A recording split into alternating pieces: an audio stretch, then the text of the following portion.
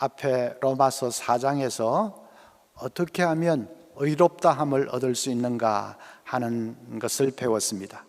이제 5장에 오면 의롭다함을 받은 결과에 대해서 말씀을 해주고 있습니다.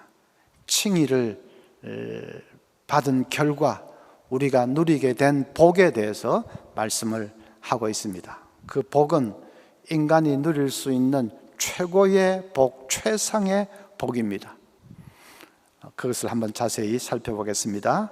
첫째는 하나님과의 화평입니다.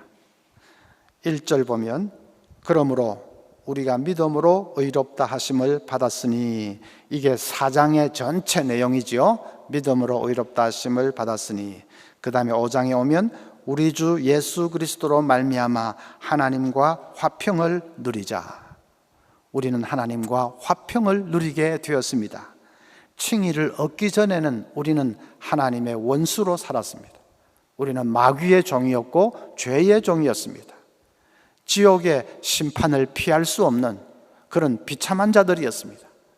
그런데 예수 그리스도의 십자가로 말미암아 우리가 죄 사함을 얻었고 예수님의 의로 옷 입게 되었습니다. 더 이상 우리는 심판 아래 놓여 있는 죄인이 아니라 예수님의 의로 옷을 입은 의인이, 의로운 자가 되었습니다. 그래서 하나님과 화평이 이루어지게 되었습니다. 그것이 얼마나 놀라운 복입니까? 이제 하나님과 우리 사이를 가로막고 있던 모든 장벽은 다 사라지고 우리는 얼마든지 하나님 앞으로 나아가서 은혜와 복을 받을 수 있게 되었습니다. 중요한 것은 하나님과의 화평은 내 삶이 경건하거나 내 삶이 의로워서 얻은 것이 아니라는 사실입니다. 예수님 때문에 얻은 것입니다. 그것을 우리가 분명히 해야 합니다. 마르틴 루터는 기도할 때마다 종종 사탄이 와서 이렇게 참소를 했다고 합니다. 너 같은 것이 무슨 종교개혁을 해? 네 꼬락선 일을 알잖아. 그러면서 너는 이런 죄도 지었고 저런 죄도 지었고 너는 이런 약점도 있고 저런 약점도 있고 잔뜩 송사를 합니다. 그럴 때마다 루터는 한마디를 외쳤다고 합니다. Nevertheless, 그럼에도 불구하고 그 한마디, Nevertheless 한마디를 외쳐서 사탄을 물리쳤다고 합니다. 그래, 나는 죄인이다. 그럼에도 불구하고 하나님이 나를 사랑하신다. 그래, 나는 약점투성이다. 그럼에도 불구하고 하나님이 나를 사용하시기를 기뻐하신다. Nevertheless, 그 한마디로 사탄을 물리쳤다고 합니다. 사탄은 우리에게도 다가와서 틀림없이 이렇게 참소를 합니다. 하나님과의 관계가 회복되었다고? 너 여전히 죄 짓잖아. 여전히 넘어지잖아. 그런데 뭐 회복은 무슨 회복? 그렇게 참소할 것입니다. 하나님과의 화평이 이루어졌다고? 네 꼬락서니를 좀 봐라. 화평은 무슨 화평? 너는 여전히 하나님의 원수야. 자, 그럴 때 우리가 붙들어야 할 것이 무엇입니까? 그 속삭임이 있을 때, 그래서 힘을 쫙 뺄 때 우리가 붙들어야 할 것은 하나님과의 화평은 내가 경건하고 내가 완전해서 얻어낸 것이 아니라 예수 그리스도의 십자가로 말미암아 그 은혜로 내가 얻은 것이라 하는 사실을 붙들어야 됩니다. 그래서 우리도 nevertheless로 사탄을 그냥 쫓아버려야 됩니다. 그래, 나는 아무 자격이 없다. 그럼에도 불구하고 하나님 나를 사랑하신다. 그래, 나는 아무것도 선한 것도 공로도 아무것도 한 것이 없다. nevertheless, 그럼에도 불구하고 예수님의 공로로 나는 구원받았다. 그 한마디로 사탄을 쫓아야 합니다. 그래서 1절 끝에 보십시오. 하나님과 화평을 누리자 했습니다. 화평을 이루자가 아닙니다. 나의 경건을 통해서 화평을 이루자, 그게 아니고 화평은 이미 예수님 때문에 이루어진 것입니다. 우리는 그것을 누리기만 하면 됩니다. 여러분 믿으시지요? 그 다음에 칭의로 말미암아 얻는 두 번째 복, 은혜에 들어감을 얻은 것입니다. 2절을 보면 또한 그로 말미암아 우리가 믿음으로 서 있는 이 은혜에 들어감을 얻었으며 했습니다. 이건 현재적인 복입니다. 하나님과의 화평이 과거에 이루어진 복이라면 이 은혜에 들어감을 얻은 것은 현재에 우리가 누릴 수 있는 현재적인 복입니다. 은혜에 들어감을 얻었다 하는 말은 헬라어 원어로 프로사고겐 하는 말인데, 이 프로사고겐의 뜻은 인도된다 하는 뜻입니다. 그래서 은혜에 들어감을 얻었다 하는 말은 은혜로 인도됨을 얻었다, 인도됨을 받는다, 그런 뜻입니다. 예를 들면 이런 것입니다. 어떤 사람이 왕을 아련하기 위해서 저 대궐 문 밖에서 서성이고 있습니다. 지금 생사가 오락가락하는 너무나도 위급하고 절박한 일을 당해서 왕에게 좀 호소하고 이렇게 해야 되는데, 그래서 대궐 밖에서 기다리고 있는데 자기 같은 평민이 왕을 어떻게 만날 수가 있습니까? 택도 없는 일이죠. 그래서 발만 동동 굴리고 있습니다. 그런데 그 시각에 마침 왕자가 그 앞을 지나가다가 그 사람이 너무 불쌍한 것을 보았습니다. 그래서 왕자가 나하고 같이 아바마마께 가자구나 하고는 그 사람을 이끌고 이제 대궐로 들어갑니다. 왕자가 그 사람을 이끌어서 왕 앞으로 안내를 해주고, 그리고 왕 앞에서 소개를 해줍니다. 이 사람이 좋은 사람인데 참 지금 억울한 일을 당했습니다. 소개를 해주는 것입니다. 그건 기적이 일어난 거 아닙니까? 자기 같은 평민이 어떻게 왕 앞에 나아갈 수 있는가? 근데 왕자로 말미암아 그렇게 됐으니 생각도 못한 일을 당한 거죠. 얼마나 든든하겠습니까? 왕자가 자기를 안내해 주는데요, 또 왕 앞에서 소개를 해 주는데요, 얼마나 든든하겠습니까? 그것이 이 들어감을 얻었다 하는 프로사고겐의 뜻입니다. 인도됨을 얻었다 하는 말입니다. 우리를 하늘의 왕 앞으로 인도해 주시는 분이 누구십니까? 50명 선발된 이 용사들 대답하십시오. 누구십니까? 예수님이시죠. 한마디로 예수님이 중보자시라는 말입니다. 하나님과 우리 사이를 연결해 주고 우리를 하나님 앞으로 데리고 가지고 하나님 앞에서 소개해 주는 중보자가 되신다 하는 말입니다. 그래서 예수님이 중보자가 되셔서 우리를 하나님의 보좌 앞으로 인도해 주시고 안내해 주실 때 우리는 그 앞에 얼마든지 나아가서 하나님이 주시는 은혜와 복을 누리는 것이죠. 현재에 우리가 늘 누릴 수 있는 복입니다. 기도를 생각해 보십시오. 우리가 무슨 배짱으로 감히 하나님 앞에 나가서 주저리 그렇게 아랠 수가 있습니까? 무슨 배짱으로? 예수님이 우리 기도를 취해서 하나님 앞으로 올려드리기 때문에, 예수님이 우리를 하나님 앞에 세워주시는 중보자시기 때문에 그 예수님 의지해서 나아가서 기도하는 것이죠. 그래서 기도 제일 마지막에 예수님의 이름으로 기도드립니다 하지 않습니까? 그 말은 예수님 이름이 박힌 청긋장을 내미는 것과 같습니다. 내가 이렇게 쭉 기도를 했지만은 이거 그냥 나 혼자 기도하는 것이 아니라 그냥 이분이 기도할 수 있도록 나를 하나님 앞에 세워주셨습니다 하고 예수님 이름이 박힌 청긋장을 딱 내미는 것이 예수님의 이름으로 기도드립니다 하는 말입니다. 그래서 기도 중에 제일 은혜스러운 순간, 기도 중에 제일 은혜스러운 순간, 마지막에 예수님의 이름으로 기도드립니다 하는 그 순간입니다. 여러분, 그 말을 기도를 끝맺는 무슨 상투적인 문구로 그렇게 생각하면 안 됩니다. 정말 예수님 이름이 박힌 청긋장을 이렇게 내미는 순간인데, 그러면 하나님 그것 보시고 우리에게 응답해 주시고 우리에게 복을 내려주시는 것이죠. 은혜의 들어감을 우리가 얻었습니다. 세 번째 복은 영광의 소망입니다. 2절 다시 보면 또한 그로 말미암아 우리가 믿음으로 서 있는 이 은혜의 들어감을 얻었으며, 그 다음에 하나님의 영광을 바라고 즐거워하느니라.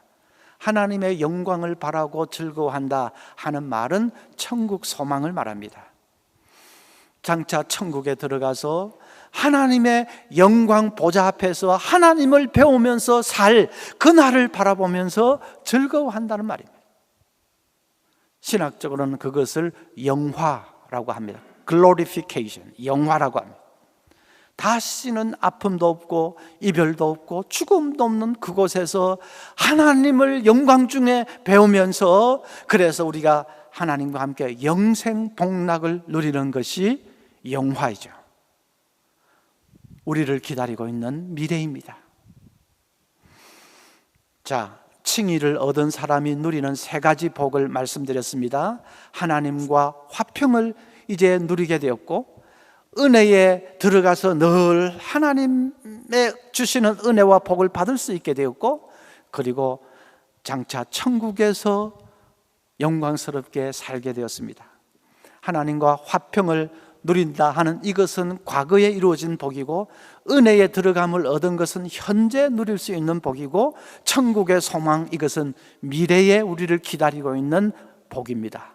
그래서 과거, 현재, 미래를 총망라하는 그런 복을 누리게 되었습니다. 여러분, 이 복을 받으신 것을 믿으시죠? 예.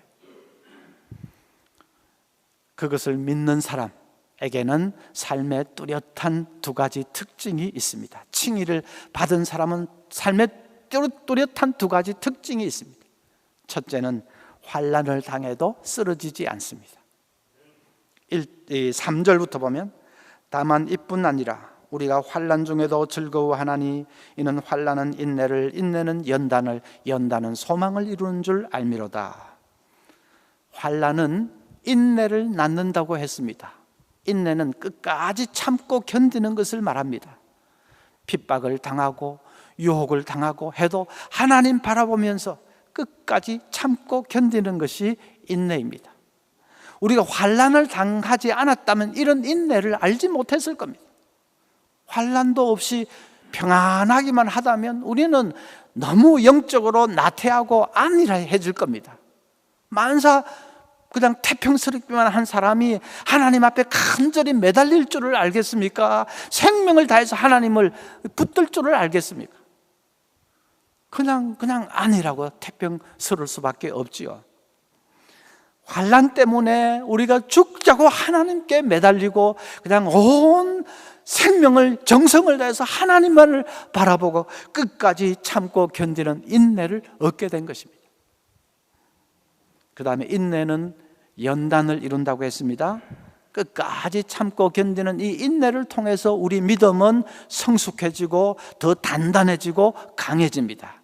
정금 같은 그런 믿음으로 연단이 됩니다. 그 다음에 연단은 소망을 이룬다고 했습니다.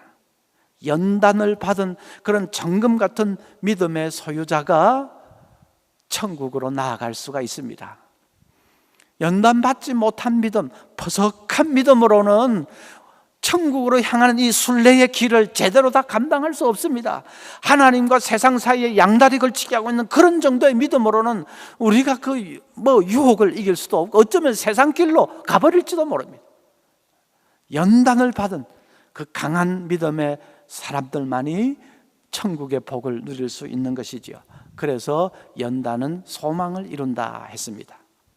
환난은 인내를 낳고 인내는 연단을 낳고 연단은 소망을 이루고, 그럼 그 말이 무슨 말입니까? 환난도 유익하다는 말입니다. 환난도 유익하다는 말이죠. 언젠가 제 사무실로 전화가 따르릉 왔습니다. 목사님, 저를 기억하실지 모르겠는데 부평교회에 있었던 아무개입니다. 그럽니다. 제가 옛날에 심호했던 교회 집사님이었습니다. 아이고, 기억하고 말고요. 정말 오래간만이네요. 집사님 그동안 잘 계셨지요? 그랬더니 제가 C 채널에서 설교하는 것 우연히 TV에서 보고 서문교에 계신 거 알고 너무 반가워서 그래서 전화를 했다고 하면서, 목사님, 저는 그동안에 온갖 풍파를 겪었습니다. 사연을 털어놓습니다. 5년 전에 남편을 간암으로 떠나보냈답니다. 건강하고 운동도 잘하고 아무 문제 없던 남편이 딱 간암 선고를 받고 6개월 만에 세상을 떠났습니다. 그런 일을 당하면서 자기는 그냥 완전히 하늘이 무너지는 것 같고 어찌 할 바를 모르겠더랍니다. 어릴 때부터 신앙생활을 하기는 했지만은 늘 그냥 잔잔하게 그냥 수동적인 신앙이었습니다. 주일 되면 교회에 왔다 갔다 하고, 목사님이 성가대 하라고 하면 성가대 하고, 교사하라고 하면 교사하고, 늘 하라는 대로 그냥 수동적으로 사는 그런 신앙이었습니다. 그렇게 살다가 청천벽력 같은 일을 당하니까 이걸 도대체 어떻게 해야 할지를 모르겠더랍니다. 그럴 때 자기 가정을 붙들어 준 것은 교구를 담당하고 있는 목사님이었습니다. 교구 담당 목사님이 매일처럼 와가지고 창세기를 펴놓고 우리가 이 땅에 왜 사는지 그것부터 시작해서 하나님의 뜻을 깨우쳐 주었답니다.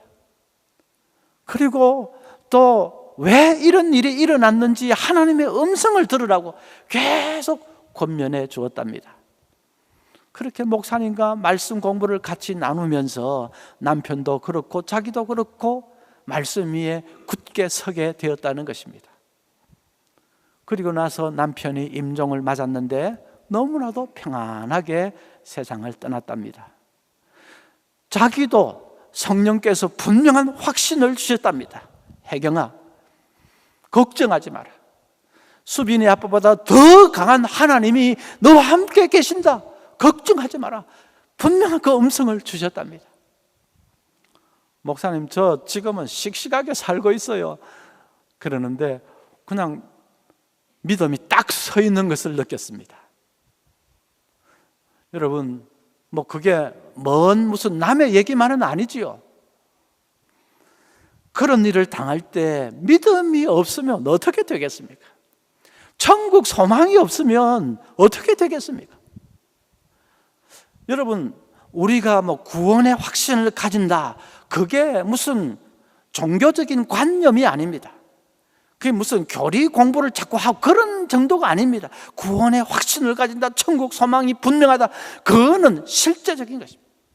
실제로 우리 삶을 변화시키는 능력입니다. 우리 삶을 지탱하는 능력입니다. 구원의 확신이 있으면 칭의를 받은 사람은 어떤 환난이 와도 쓰러지지 않습니다. 다 잠시 지나가는 것이다. 아무리 그래봤자 땅에서 그저 잠시 지나가는 것일 뿐이다. 그리고 나에게는 영원한 천국의 소망이 있다. 그래서 쓰러지지 않습니다. 일어납니다. 쓰러져도 또 일어나고 쓰러져도 또 일어날 수가 있습니다. 그게 얼마나 놀라운 복입니까? 둘째는, 칭의를 얻은 사람은 기쁨으로 충만한 삶을 삽니다. 오늘 본문에 보면 즐거워한다 하는 말이 2번이나 나옵니다. 2절에도 보면 즐거워하느니라, 3절에도 보면 즐거워하나니. 천국 백성의 뚜렷한 특징이 기쁨이 충만한 삶을 사는 것입니다. 하나님과 이제 화평하게 됐지요. 은혜의 들어감을 날마다 누릴 수 있게 되었지요. 그리고 천국의 소망이 있지요. 그러니 기쁨이 샘솟습니다. 옥하는 목사님 살아계실 때 한 번은 목사님이 차를 타고 가는데 길가 그 세차장에서 일을 하고 있는 자기 교회 성도의 가정을 보았습니다. 그 부부는 세차장에서 차를 닦고 또 걸레질하고 하면서 힘들게 어렵게 사는 그런 가정입니다. 부부입니다. 그런데 그날은 무슨 얘기를 그렇게 재밌게 하는지 부부가 박장대소를 하면서 막 물을 튀겨가면서 깔깔깔깔대고 웃는데 그렇게 행복하게 보일 수가 없더랍니다. 목사님이 이야, 저 친구들 대단하다 하면서 신호 기다리면서 목사님이 한참을 바라보았다는 것입니다. 그 부부는 등록한 지 1년 정도밖에 안 되는 아직 초신자 가정입니다. 그런데도 주일을 얼마나 사모하고 기다리는지, 말씀 받을 때 그 말씀이 얼마나 힘이 되고 기쁨이 되는지, 아주 예수 믿는 재미에 푹 빠져서 사는 사람들입니다. 사랑의 교회만 해도 내놓으라고 하는 부자들이 즐비한데도 조금도 주눅들지 않고 그냥 예수님 때문에 행복해하는 그 모습을 목사님이 한참 바라보면서, 야, 예수 믿는다는 것이 참 대단한 것이구나, 새삼스럽게 다시 느꼈다는 것입니다. 하박국서 3장 17절 말씀 그대로입니다. 비록 무화과나무가 무성하지 못하며 포도나무에 열매가 없으며 감람나무에 소출이 없으며 밭에 먹을 것이 없으며 우리의 양이 없으며 외양간에 소가 없을지라도 나는 여호와로 말미암아 즐거워하며 나의 구원의 하나님으로 말미암아 기뻐하리로다. 없으며 이것도 없고 저것도 없고 아무것도 없고 돈도 없고 명예도 없고 지위도 없고 세차장에서 그냥 차나 닦는 그런 보잘것없는 삶이지만은 나에게는 기쁨이 넘친다. 왜요? 구원의 하나님으로 말미암아 천국의 소망 때문에 세상이 알지 못하는 기쁨이 넘치는 것입니다. 그 기쁨이 우리 삶을 지탱하는 힘입니다. 의학자들 말에 의하면 한번 활짝 웃으면 뇌에 산소 공급이 원활해져 가지고 그래서 스트레스 호르몬이 감소가 된다고 합니다. 또 활짝 웃으면 심장 박동도 빨라지고 혈액순환도 좋아진다고 합니다. 1분 크게 웃으면 10분 에어로빅 한 것과 같다고 합니다. 의학자들 말이니까요. 그뿐 아니라 웃으면 면역을 담당하는 NK세포와 감마 인터페론이 증가를 해서 면역력도 좋아진다고 합니다. 희한한 것은 일부러 웃어도 그런 효과가 있다는 것입니다. 일부러 웃어도 일단 막 억지로라도 하하하하 웃고 나면 그러면 이 뇌에 자극이 가서 그래서 생체에 똑같은 그런 긍정적인 효과를 만들어낸다는 것입니다. 일부러 웃어도 그런데 진짜로 웃으면 그건 더 말할 나위도 없겠죠. 그래서 웃음이 최고의 보약입니다. 인터넷에서 그런 비슷한 말들 많이 돌아다니죠. 근데 맞습니다. 진짜 웃음이 최고의 보약입니다. 성경이 그것을 말씀합니다. 느헤미야 8장 1절에 8장 10절에 여호와를 기뻐하는 것이 너희의 힘이니라. 여러분 이 구절을 꼭 기억을 하십시오. 우리 천국 백성이 힘을 얻는 것은 다른 데서가 아닙니다. 주가가 좀 올라갔다고 그런 게 아니고 우리 천국 백성이 힘을 얻는 것은 하나님 바라보면서 기뻐하는 것, 그것이 힘입니다. 그 기쁨이 있으면 시련을 당해도 까짓 거 막 한번 부딪혀보자 하는 이상한 용기가 샘솟습니다. 기쁨이 있으면 사랑할 수 있는 힘도 생깁니다. 섬기고 봉사할 힘도 생깁니다. 시무룩하게 우울하게 앉아 있어 보십시오. 아무 의욕도 없고 힘도 없지 않습니까? 기쁨이 있으면 사랑할 힘도 봉사할 힘도 시련을 이길 용기도 솟아나기 시작합니다. 그래서 사탄이 제일 싫어하는 것이 기쁨입니다. 성도들이 기뻐하는 것입니다. C.S. 루이스가 쓴 스크루테이프의 편지라는 책을 보면 마귀가 자기 쫄개들에게 이렇게 말하는 장면이 나옵니다. 이게 지금 마귀가 하는 말입니다. 기쁨은 본능의 유희에서 솟아나는 일종의 감정적인 거품이지 우리한테는 그게 아무 소용이 없어. 인간들에게서 기쁨을 제거하면 우리 원수라는 건 하나님을 말합니다. 우리 원수가 그들에게 바라는 어떤 것으로부터 그들을 따돌리는 작업이 무척 수월해져. 왜냐하면 기쁨이 매우 바람직하지 못한 특성을 지니고 있기 때문이야. 그건 용기와 사랑과 자족함과 그의 기타 수많은 사악한 것들을 증진시키지. 그래서 우리는 그것을 결사적으로 막아야 해. 마귀가 결사적으로 막으려는 것이 기쁨입니다. 알란 제이콥스라는 사람 책에 보면 소련의 그 스탈린 시절, 스탈린이 제일 싫어하는 것이 웃음이었다고 합니다. 스탈린은 누가 자기를 보고 웃으면 그걸 견딜 수 없어 했다고 합니다. 요즘 김정은 같이 막 잡아다가 웃었다고 총살시킬지도 모릅니다. 심지어는 공산당 창건일 그런 무슨 연회를 베푸는데도 웃음은 없고 그냥 계속 어둡고 암울한 순서만 계속되었다고 합니다. 제가 3년 전에 모스크바를 방문했을 때 비슷한 것을 느꼈습니다. 거리에도 지하철에도 버스에도 사람들 표정이 전부 어둡고 무표정했습니다. 표정이 무표정했습니다. 지친 기색도 역력하고요. 웃는 사람을 찾아볼 수가 없었습니다. 마치 그 닥터 집하고 영화 보면 그 어둡고 무표정한 군상들, 꼭 그거였습니다. 마귀와 그 쫄개 세력들, 흑암의 세력들은 웃음과 기쁨을 제일 싫어합니다. 왜냐하면 기쁨이 충만하면 거기서 용기도 나오고 사랑할 수 있는 힘도, 섬기고 봉사할 수 있는 힘도 나오기 때문이죠. 사탄이 결사적으로 기쁨을 막으려고 한다면 우리는 결사적으로 기쁨을 추구해야 합니다. 유명한 여성 영성학자 마르바 더는 지체장애자입니다. 지체장애자니까 몸이 너무 약합니다. 집안일을 조금만 하려고 해도 팔다리가 움직이지도 않고 너무 힘이 듭니다. 그럴 때마다 그 마르바 던 앞에는 늘 두 가지 길이 딱 열립니다. 한 가지 길은 짜증내고 낙심하는 길입니다. 다른 사람들은 말짱한데 왜 나만 이러냐 하고 짜증하고 낙심하고 짜증내는 길입니다. 그 길을 쭉 따라가면 절망이 기다리고 있습니다.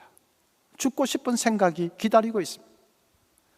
다른 한 길은 기쁨을 선택하는 것입니다. 천국 가면 이 장애도 다 사라지겠지. 그러면 이런 것도 다 그저 하나의 추억이 될 거야. 이 모든 것 잠시 지나가는 거야. 그 생각을 하면 마음에 어느덧 잔잔한 기쁨이 샘솟기 시작합니다. 그러면 힘도 생깁니다. 청소도 조금은 할 수가 있습니다. 그래서 마르바 더는 자기의 싸움은 언제나 신체와의 싸움이 아니라 태도와의 싸움이었다고 합니다. 낙심을 선택할 것이냐, 기쁨을 선택할 것이냐, 그 태도와의 싸움이었습니다. 그 싸움에서 승리하면 삶에서도 승리할 수가 있었습니다. 여러분, 우리에게도 싸움은 다른 것과 싸움이 아닙니다. 늘 태도와의 싸움입니다. 낙심을 택할 것이냐, 기쁨을 택할 것이냐, 그 싸움입니다. 코로나 블루 시대라고 하죠. 다 그냥 우울하고 짜증도 나고 답답하고. 그러나 우리 천국 백성은 그 블루에 그냥 무방비로 끌려갈 것이 아니라 우리는 기쁨을 선택할 수 있습니다. 왜냐하면 하나님과 화평하게 됐죠. 그 날마다 은혜에 들어감으로써 그 실감을 하면서 살 수 있지요. 천국의 소망이죠. 기쁨을 선택할 수 있습니다. 그래서 데살로니가전서 5장 16절에도 항상 기뻐하라, 쉬지 말고 기도하라, 범사에 감사하라. 항상 기뻐하라. 무슨 형입니까? 명령형으로 되어 있습니다. 기뻐지면 기뻐하겠지 말겠지 그런 말이 아닙니다. 기뻐지면 기뻐하라 그런 말이 아닙니다. 항상 기뻐하라고 명령합니다. 그건 우리가 선택할 수 있기 때문에, 또 선택해야 되기 때문에. 그래서 여러분도 기쁨이 샘솟게 하십시오. 기쁨을 선택하십시오. 어떻게 하면 그렇게 할 수 있습니까? 구약을 보면 절기를 지키라는 말이 계속 나옵니다. 유월절을 지키라, 무교절을 지키라, 오순절을 지키라, 초막절을 지키라, 맥추절을 지키라. 우리는 추석하고 구정밖에 없는데 구약에는 명절이, 절기가 얼마나 많은지 모릅니다. 절기를 지키라는 말은 파티를 열라는 말입니다. 성경에 파티를 열라는 말이 한 60번 이상 나옵니다. 파티를 열어서 기쁨이 충만하게 하라는 것입니다. 그래서 어떨 때는 막 일주일씩 그 명절 지켰지 않습니까? 초막절 그런 일주일씩 막 지키면서, 그래서 파티를 열어 기쁨이 충만하게 하라. 그 기쁨의 힘으로 그들은 광야, 메마른 광야를 나아갈 수가 있었습니다. 우리도 주일마다 파티를 열어야 됩니다. 주일에 예배, 주일에 성도들이 함께하는 교제가 천국의 축제가 되도록 해야 됩니다. 노래도 부르고 박수도 치고 춤도 추고 서로 얼싸안고 축복하고 감사하고 천국의 축제가 되게 해야 합니다. 코로나 전에는 이렇게 함께 모이는 공동체 예배가 얼마나 소중한지를 우리가 잘 몰랐습니다. 그냥 주일만 되면 뭐 의당 그런 거 예사로 그렇게 지냈습니다. 그런데 코로나를 당하면서 이렇게 쓸쓸한 예배를 드릴 때에 정말 이전에 그 공동체 예배가 얼마나 소중했던지를 뼈에 사무치게 이제 깨닫게 됩니다. 이것도 지나가겠지요. 지나갑니다. 그리고 다시 모일 날이 올 것입니다. 여러분, 그때는 주일마다 이제 원도 한도 없이 그냥 축제를 열 수 있기를 바랍니다. 서로 얼싸안고 축복하고 감사하고 노래 부르고 그리고 춤도 추고 박수도 치고 주일의 예배와 주일의 교제가 그냥 천국의 축제가 되게 하십시다. 약속. 약속. 그렇게 하십시다. 우리 서문교회는 주일마다 참 기쁨이 넘치는 교회였지만 그걸로 부족합니다. 그렇게 되기 전까지는 지금 다 이제 가정에서 예배 드리는데 여러분 찬송을 많이 하십시오. 찬송할 때 우리의 기쁨이 솟아납니다. 마음이 뜨거워집니다. 찬송할 때 하나님의 은혜가 더 생생하게 느껴집니다. 그래서 시편 22편 3절에는 이스라엘의 찬송 중에 거하시는 주여 주는 거룩하시니이다. 하나님을 이스라엘의 찬송 중에 거하시는 분이다 그렇게 말한 것은 찬송할 때에 하나님이 더 생생하게 느껴지고 은혜가 더 생생하게 느껴지기 때문에, 그래서 찬송 중에 거하시는 주님. 요즘 트로트 부른다고 찬송 별로 안 하는 분들 많이 계시지요. 목사님 몰라서 그렇지 트로트가 얼마나 은혜스러운지 모릅니다 그러는 분들 계시지요. 제가 뭐 완전히 깔아뭉개지는 않겠습니다. 저도 몇 번 들어보니까 진짜 감동입니다. 그래서 자꾸 트로트가 떠오르면 좋은 방법이 있습니다. 그걸 하나님과 연결시켜서 생각을 하는 겁니다.